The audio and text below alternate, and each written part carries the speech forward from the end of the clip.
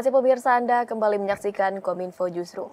Pemirsa, proyek gas abadi yang berada di Maluku Barat Daya dan Kabupaten Kepulauan Tanibar Maluku, yakni Blok Masela, kembali menjadi perbincangan hangat. Masyarakat Maluku Barat Daya meminta adanya kajian ulang terhadap AMDAL terhadap kehadiran proyek Blok Masela tersebut. Nah, proyek tersebut ini dinilai akan memberikan dampak lingkungan yang besar bagi masyarakat pesisir yang ada di sana. Untuk membahasnya lebih lanjut dan lebih dalam lagi, telah terhubung bersama kami, yakni Ketua Tim Peneliti Pusat Kajian Sumber Daya Pesisir dan Kelautan IPB, Bapak Yeremiah Rubin Jamin, dan juga Ketua Ikatan Intelektual Maluku Barat Daya, yakni Profesor Aholiap Watloli. Kita sapa terlebih dahulu. Selamat malam, Bapak-Bapak. Selamat Selamat malam, malam, Bilkis. Bilkis. Baik, Malam, terkait Hermia. dengan kajian AMDAL ulang ini, saya akan tanyakan kepada Ketua Tim Peneliti terlebih dahulu, yakni Pak Yeremiah. Pak Yeremiah, dalam pengembangan Blok Masela ini, seberapa penting sebetulnya dokumen AMDAL tersebut, Pak? Ya, dokumen AMDAL itu adalah persetujuan pendahuluan ya, persetujuan yang harus dipenuhi lebih dahulu, harus dimiliki oleh pemerakarsa dalam hal ini pengembang untuk lapangan migas di Blok Masela itu untuk dapat melakukan kegiatannya, baik itu tahap prakonstruksi, konstruksi maupun nanti operasi. Jadi persetujuan lingkungan berupa disetujuinya dokumen AMDAL LKPR atau yang secara keseluruhan kita singkat menyebutnya itu dokumen AMDAL, itu sangat penting untuk bisa dimulainya kegiatan ini. Jadi begitu ininya Pak Bilkis. Baik, sehingga dokumen tersebut merupakan persetujuan lingkungan dalam dokumen AMDAL tersebut, begitu ya Pak. Kalau dari kehadiran tim peneliti IPB itu sendiri di Maluku Barat Daya ini bertujuan untuk apa berarti Pak? Ya, sebetulnya proses penyusunan AMDAL ini sudah berlangsung lama.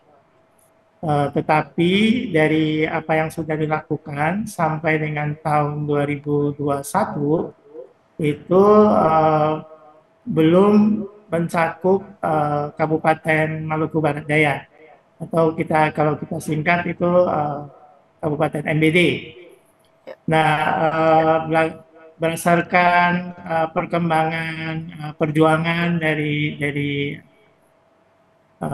bapak-bapak yang ada di Maluku Barat Daya, sekarang diwakili oleh Ketua Itamalda, Profesor Watloli, sudah disetujui oleh SK Migas sebagai yang berwenang di negara kita di dalam kegiatan pengembangan migas ini, agar Maluku Barat Daya itu masuk di dalam kajian AMDAL.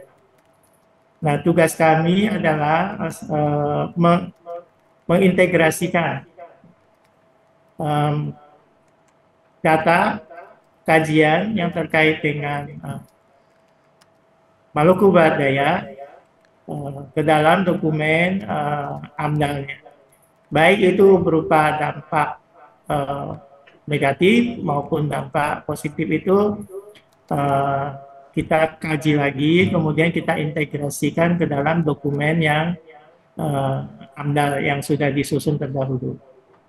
Itu secara ringkasnya begitu, Pak Bilkis.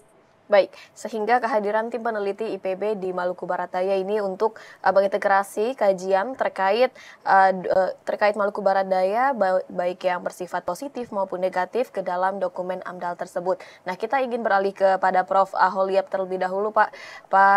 Prof, apa yang dimaknai dengan perjuangan masyarakat sehingga memang dokumen AMDAL ini dapat direvisi melalui kajian ulang AMDAL tersebut, Prof? Baik, selamat malam, Bu Bilkis dan pemirsa yang terhormat. Yang pertama, perjuangan Maluku Barat Daya untuk menjadi bagian integral dalam proses pembangunan Blok Masela dan teristimewa untuk studi AMDAL ini menjadi perjuangan yang bersifat eksistensial. Perjuangan eksistensial karena kita tahu bahwa Blok Masela, nama Masela, baik secara geografis dan juga secara geologis, itu ada berdekatan dengan Pulau Masela. Dan Pulau Masela itu di Maluku Barat Daya, bergerak di Maluku Barat Daya. Dan kita tahu bahwa Maluku Barat Daya itu 48 buah pulau dan semua itu pulau-pulau kecil dengan determinasi air laut yang begitu dominan.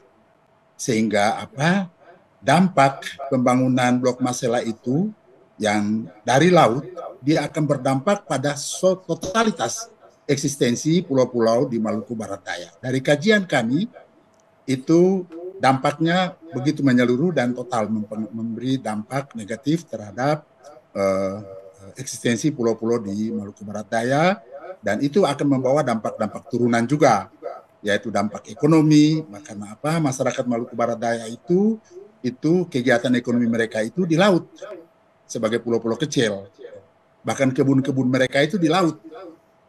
Dan juga ada dampak sosiologis, dampak politik, dan berbagai macam dampak yang lain, dampak keamanan dan juga dampak-dampak yang lain. Dan karena itu tidak bisa diabaikan bahwa pembangunan Blok Masela itu berdampak secara eksistensial terhadap kehidupan baik alam lingkungan Kepulauan Maluku Barat Daya maupun terhadap masyarakat Maluku Barat Daya. Dan karena itu memang kami lalu perjuangan yang cukup berisiko, perjuangan yang cukup panjang, berdarah-darah, dan akhirnya kami lakukan kajian. Dan kajian kami tunjukkan dan akhirnya dapat diterima. Kami bersyukur bahwa perjuangan yang begitu berat dan darah akhirnya dapat diterima oleh SKK Migas dan Impex, dan akhirnya sekarang Jerry bersama dengan teman-teman dari IPB turun untuk melakukan pertama itu studi pelingkupan dan juga AMDAL untuk mengintegrasikan Maluku Barat Daya ke dalam semua dokumen, baik studi pelingkupan dan studi AMDAL Blok Masela itu sendiri. Demikian penjelasannya, Bilkis. Baik, sehingga berkaca pada fakta di atas bahwa masyarakat Maluku Barat Daya ini perlu untuk mendapatkan pengakuan agar manfaat ekonomi dari proyek tersebut dapat digunakan untuk peningkatan kualitas hidup, begitu ya Pak. Jika tidak, ini proyek Blok Masela ini hanya akan membawa permasalahan sosial baru yang ada di sana. Kemudian tadi Prof juga sempat menyebutkan adanya dampak bagi masyarakat jika adanya Blok Masela ini.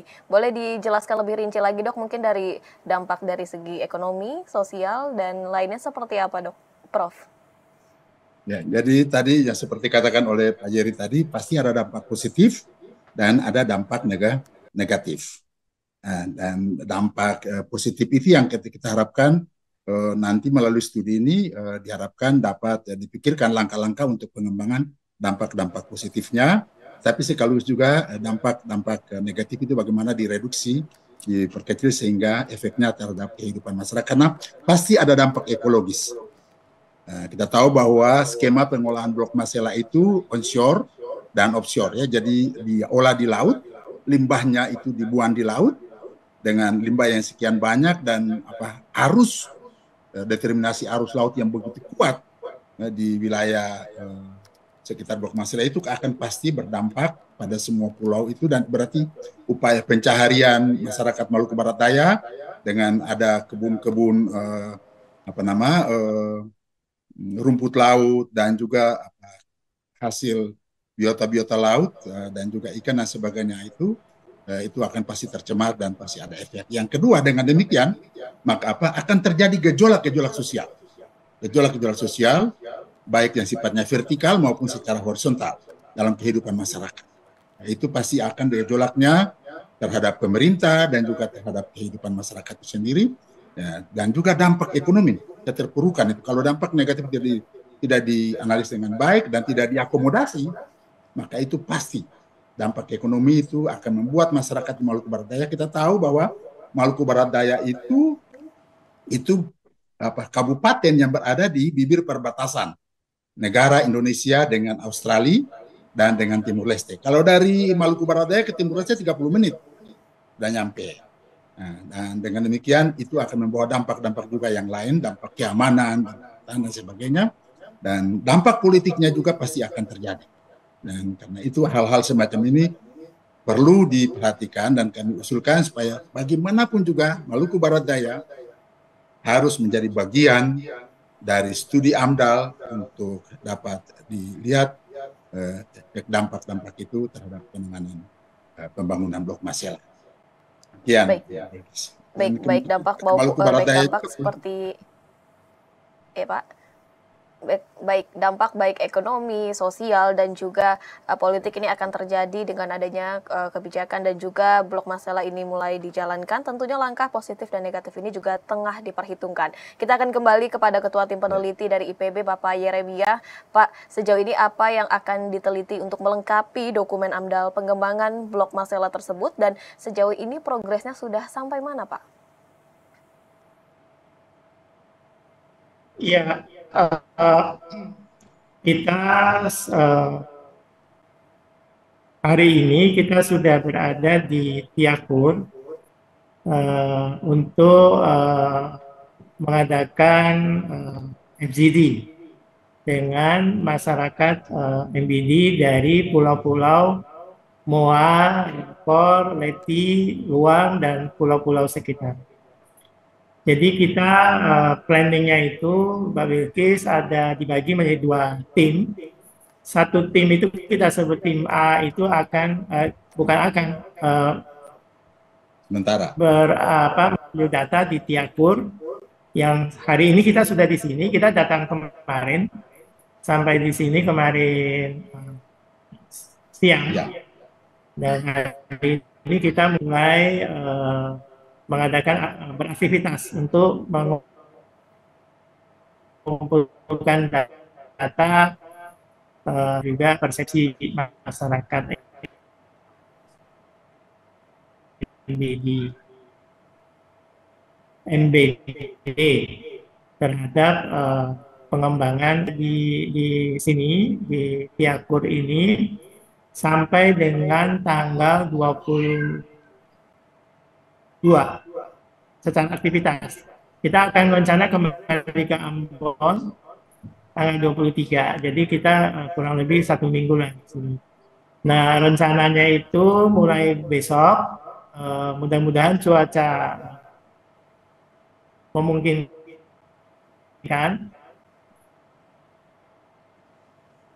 kita akan kemudian Leti, kemudian juga Luang. Jadi urutannya bisa berubah tergantung nanti situasi cuaca, ya, bagaimana baiknya, apakah mau ke Luang dulu atau ke Akor dulu atau bagaimana. Nah, di situ kita akan pendalaman terkait dengan hasil FGD hari ini. Selain itu juga, Mbak Bilkis, kita akan mengambil sampel air, baik air laut maupun air bersih untuk yang dipakai oleh penduduk. Kemudian kita juga akan mengambil data terkait dengan flora dan fauna. Jadi kita akan mengumpulkan juga data terkait dengan jenis-jenis tumbuhan yang ada, kemudian juga fauna yang ada. Itu untuk tim A. Tim B itu akan beraktivitas, akan mengunjungi Pulau Masela dan Babat. Tetapi kita planningnya mudah-mudahan tanggal 18 ya, itu sudah bisa mulai mobilisasi, tetapi tergantung jadwal kapal dan kondisi cuaca. Kita akan ambil dari kapal, dari rencananya itu Samlaki, Mbak, nanti ke Babar dulu atau ke Masela dulu, tergantung jadwal kapal.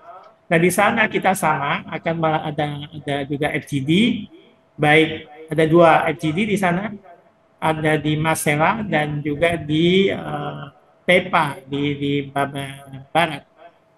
Nah, selain itu juga kita akan mengambil sampel air laut, baik di Masela maupun di Babar, kemudian juga sampel air sungai di Pulau Babar, kemudian sampel air bersih, baik di Masela maupun di Babar. Selain itu, kita juga akan mengambil data oceanografi. Jadi kita akan alat mooring untuk merekam data arah dan kecepatan arus selama 3 kali 24 jam. Nah, ini sangat penting terkait dengan apa yang disampaikan oleh Prof. Watmoli tadi, ya. Jadi kita akan rencana itu akan memodelkan pola arus di seluruh kepulauan NBD. Nah, untuk namanya model itu, Mbak Bilkis, dia itu harus tervalidasi. Baik. Nah, touring itu kita butuhkan untuk validasi. Itu kira-kira secara ringkas rencana survei pengambilan data kita, baik itu data fisik kimia yang akan nanti kita ngambil sampel, kemudian diperiksakan di lab, kemudian juga data sosial ekonomi, sosial budaya, dan juga persepsi masyarakat. Begitu, Mbak Bilkis. Baik. Progres sejauh ini memang masih terus diupayakan dari 2 tim yang tengah bertugas ini masih melakukan kajian dan penelitian dengan mengambil data flora, fauna, air laut, sungai, dan oseanografi. Secara singkat, Pak Yeremia, harapannya apa untuk dengan adanya pembangunan ini, Pak? Kalau harapan saya sebagai penyusun begitu, tentu kita ingin bisa menangkap semua harapan dan kekhawatiran masyarakat, dan juga bisa merekam, memotret seluruh kondisi fisik kimia agar kita bisa melihat secara lengkap semua dampak yang mungkin terjadi, baik positif maupun negatif, agar kita bisa memitigasi dengan sebaik-baiknya dampak negatifnya, kemudian memaksimalkan sebesar-besarnya dampak positif yang ada. Agar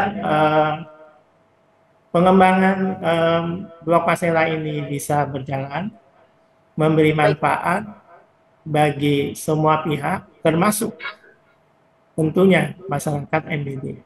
Begitu, Mbak Bilkis. Baik, dengan adanya pembangunan ini diharapkan memang kekhawatiran masyarakat dapat dikurangi, serta dampak baik positif maupun negatif ini juga akan menjawab pertanyaan-pertanyaan masyarakat. Saya akan beralih kepada Prof. Aholia. Prof, boleh dijelaskan secara singkat komitmen dari INPEX bagi masyarakat MBD yang perlu diperjuangkan? Yang baik, terima kasih, Bu Bilkis. Yang pertama, dari berbagai macam pertemuan, perdebatan, dan diskusi-diskusi yang alot, akhirnya memang ada kesepakatan antara INPEX, SKK Migas, untuk MBD dimasukkan dalam AMDAL Blok Masela sebagai wilayah terdampak dan wilayah penghasil, tapi juga ada skema-skema dalam rangka pengembangan sumber daya manusia dan berbagai macam hal yang akan diintervensi di Maluku Barat Daya seiring dengan adanya pengembangan Blok Masela. Dan seperti apa yang saya katakan tadi, bahwa Blok Masela ini dia punya dampak yang bersifat eksistensial.